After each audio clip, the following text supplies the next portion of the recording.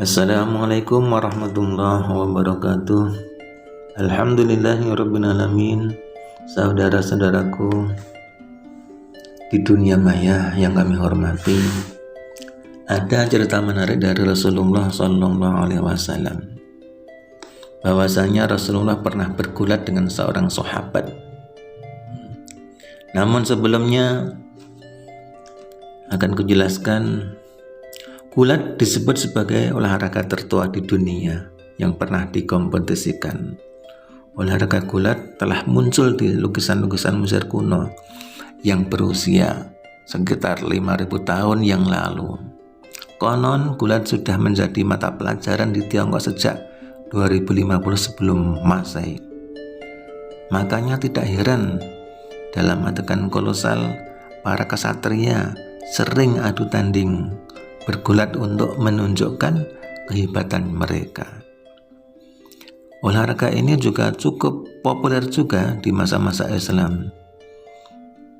Saat Rasulullah masih hidup dan berinteraksi dengan masyarakat Arab kala itu, di masa beliau ada seorang pegulat yang sangat terkenal, yang hebat. Dia seorang juara yang sulit ditaklukkan, sulit ditumbangkan.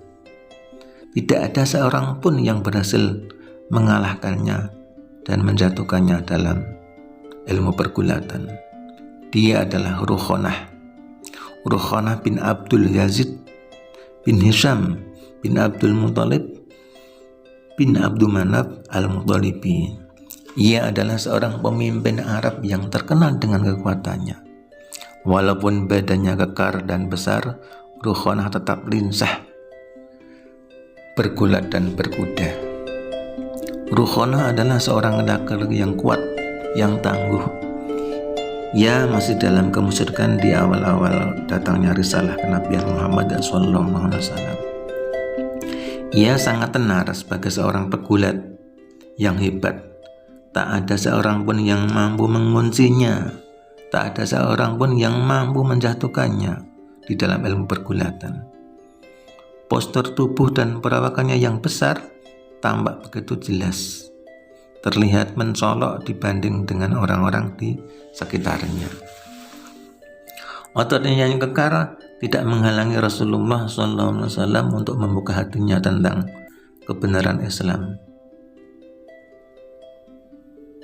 Beliau menempuh jalan pendekatan dalam bidang olahraga. Beliau berduel gulat dengan Rukhonah. Subhanallah, Maha Suci Allah. Di dalam tafsir Ibnu Katsir mengatakan, Rukhonah adalah seorang yang pernah duel gulat dengan Nabi SAW. Beliau mengalahkan sampai 3 kali. Padahal Rukhonah adalah seorang laki-laki Quraisy yang sangat kuat. Tidak ada tandingannya. Namun Rukhonah sekalipun dikalahkan Rasul, dia baru masuk Islam di masa-masa Fathul Mekkah. Ia wafat di masa Khalifah Utsman. Tapi ada juga yang mengatakan bahwasanya wafatnya pada tahun 42 Hijrah pada masa Khalifah Muawiyah radhiyallahu anhu.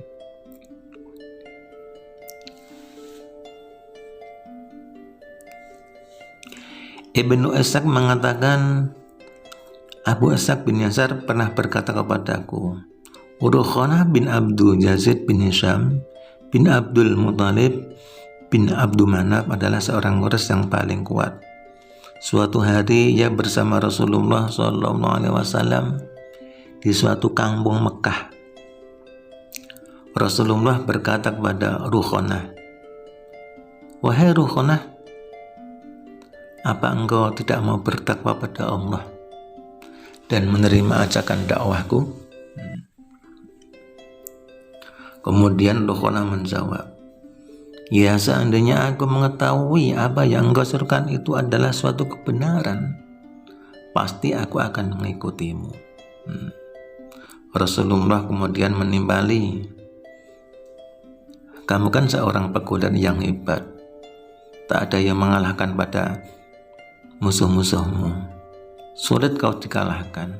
Bagaimana seandainya aku bisa mengalahkanmu. Engkau ku tantang dalam gulat. Ruqanah menjawab, oke. Jika mau, ayo berdiri, kau akan kukalahkan.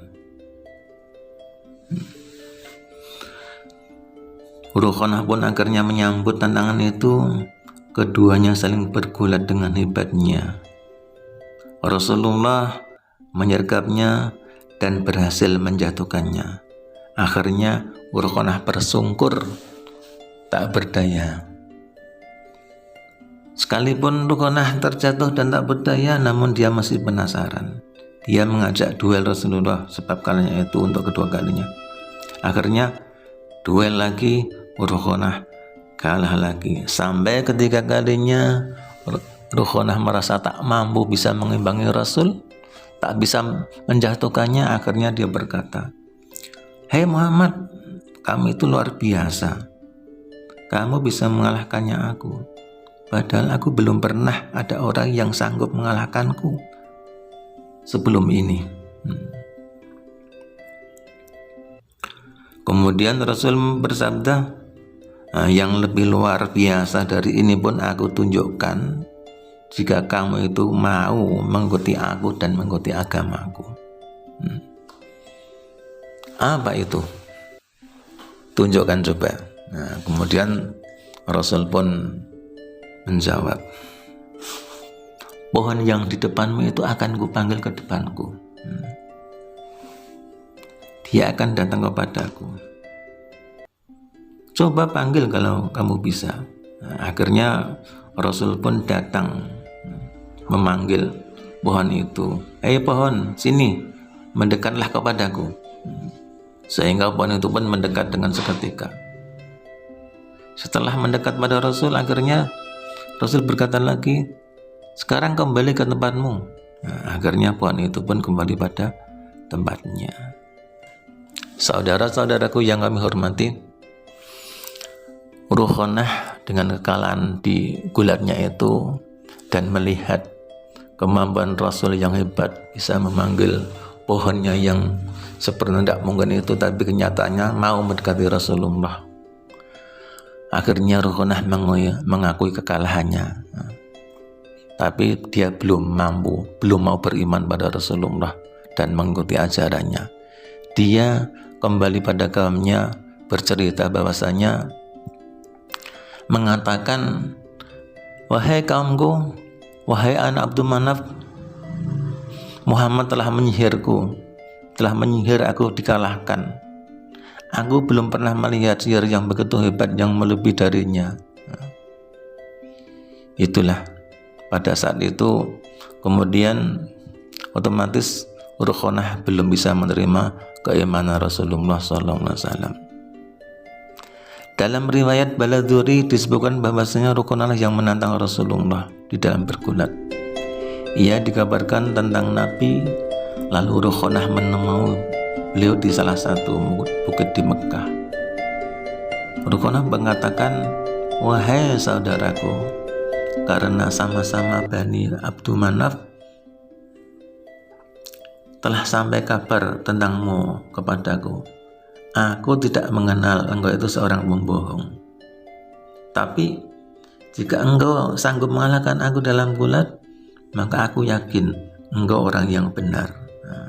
Akhirnya Nabi pun bergulat sebanyak 3 kali. Abu Al-Yaqsan mengatakan, ketika Ruqanah datang kepada Nabi untuk memeluk agama Islam di hari Fathu Mekah, Ruqanah berkata, demi Allah, aku mengetahui jika engkau bergulat denganku, pasti kamu akan mendapat pertolongan dari langit. Itulah kata Ruqanah. Sampai pada saat itu, sehingga setelah Islamnya itu, Ruqanah pindah ke kota Madinah dan tinggal di sana hingga wafat di awal pemerintahan Muawiyah radhiyallahu anhu.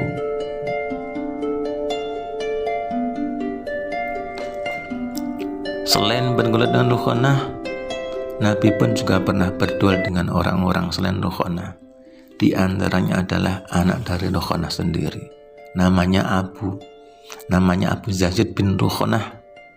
Ibnu Abbas radhiyallahu anhu mengisahkan, Yazid bin Dukhonah datang menemui Nabi dengan membawa 300 ekor domba. Ia berkata, "Wahai Muhammad, apakah engkau mau duel denganku?" Nabi pun menjawab, "Apa hadiahnya jika aku mengalahkanmu?"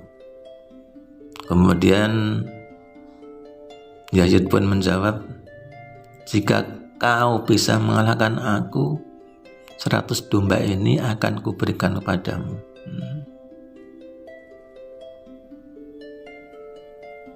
Akhirnya terjadilah gulat dengan Rasulullah, namun Yazid juga kalah. Sampai kedua kalinya Yazid juga kalah. Sampai 3 kali Yazid juga kalah telak.